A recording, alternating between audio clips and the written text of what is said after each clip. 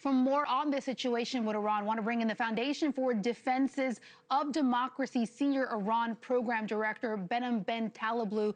Behnam, thank you for being here. As Jessica was just pointing out, President Trump calling off these new Iran strikes that most were anticipating would happen today, saying that a deal is in the works. What do you think is behind this sudden shift toward diplomacy, especially after just yesterday there were talks about this mass-scale, military operation in the region? Great to be with you, Alicia. In a sense, we've all been here before, Yeah. riding the tiger in 2026 when it comes to Iran policy. But if 2025 is any insight, then I think it is. It is that the White House is capable, and indeed often does, pursue more than one option at one time. And in fact, Donald Trump is eager to be just as much a deal maker in chief as he is a commander in chief. So I don't believe even during the height of the 40-day war, when the conflict was most militarized this year, from February 28 to April 8, that the president ever took diplomacy off the table. These are all just different things that he pursues, sometimes at the same time and sometimes at a different time. But I think the most pressing issue for him, both then and now, remains one thing: the Strait of Hormuz. And I think he's giving this one last shot to be able to see if the Iranians and the Omanis, who are in negotiations, and this is less covered, can come to some sort of a broader political agreement about what that waterway could look like that is still amenable to Western interests. There's a big question if it will be amenable and if the time will be given for it, but that's the million-dollar question.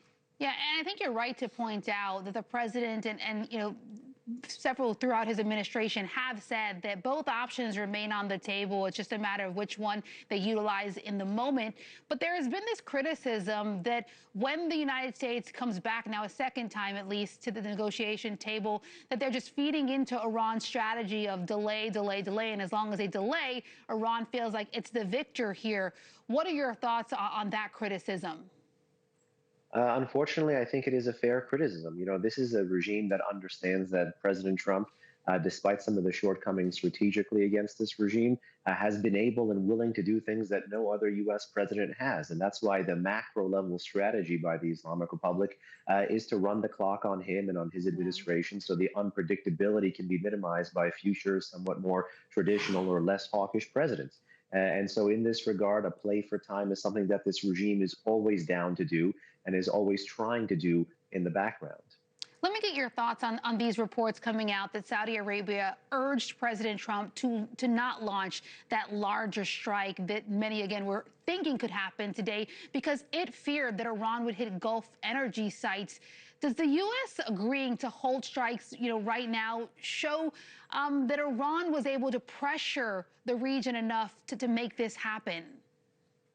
I fear that it does. And reportedly, the Saudis were not the only regional state involved either in this mediation or in conferring some of their fears as to what wider escalation from the Islamic Republic in the region would have in store for them. Obviously, diplomatically, the Qataris, the Turks, and the Pakistanis are trying to bring something about, but also other countries who have been struck do have these fears. But now here's the X factor that we need to, be wary of, is that these Iranian threats against these states are not new. The regime's modus operandi, particularly against the GCC states, has been a handshake in the front and a knife in the back, and really threatening to destroy a non-participant civil and critical energy infrastructure in this war just to get their friend and partner, the United States, to swerve, really just proves to me how much of a terrorist regime this regime is. To your point there, these threats are not necessarily new. Do you think because of how long the Strait of Hormuz has been effectively closed by Iran, it makes these regions and their energy site just a little bit more sensitive to attacks now, given that a fifth of the world's oil supply is effectively cut off? Well, it's cut off most importantly not by virtue of the Arab side of the Persian Gulf or the Iranian side or because of the American military involvement, but because of the long-standing fears of shippers and insurers and the private sector that really are in between and really stuck in this mess, both inside and outside the Persian Gulf. And just as there seemed to be a pivot point to the Red Sea, particularly for the Saudis, who were able to get 70% of their crude onto that east-west pipeline, there's the threat of the Houthis being turned on to be able to strike there and limit another critical global choke point. So we can't forget about the legitimate private sector fears and private sector interests as it relates to energy, as it relates to trade, as it relates to agriculture, helium, industrial products, you name it, that make this region so important. But again, if the Islamic Republic is able to threaten this trade when it is so weak, just Yeah. imagine what it would do to these states when it is strong. Yeah, there's a lot of people that are hopeful, certainly that the path to diplomacy and this potential new deal comes to fruition, but there is some skepticism. And to that point, we see Republican Senator John Kennedy saying this morning that he thinks it's better to have no deal than to have a bad one. This is what he said. The only reason that Iran is coming to the table, if indeed they are, is because Israel and the United States of America have torn them a new ashtray. Number two, no deal is just fine. Not preferred, but not preferable. But it's fine. A bad deal isn't. And a regional official says the latest proposal, as we point out, would reopen the Strait of Hormuz. It would end that naval blockade, even allow Iran to export oil again. What about dismantling its nuclear program? Let's say we get to the point where those three high points happen. The main goal of this conflict was dismantling the nuclear program.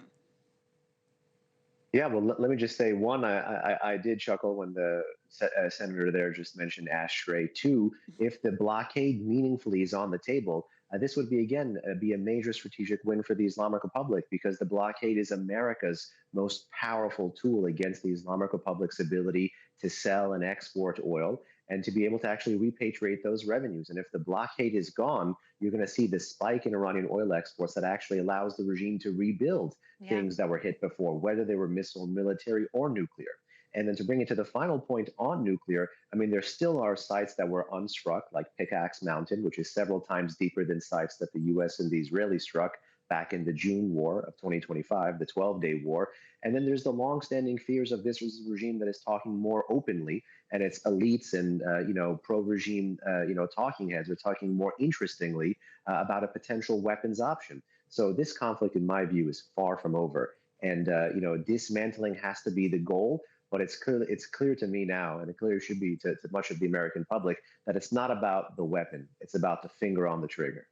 Yeah, and to your point there a moment ago, part of the criticism the last time around with the ceasefire is that it was only time for Iran to kind of rebuild economically to be able to withstand this conflict further. We're in the early hours of this potential plan. We don't know the outline and the actual bottom line to it, but we'll continue to follow it. Foundation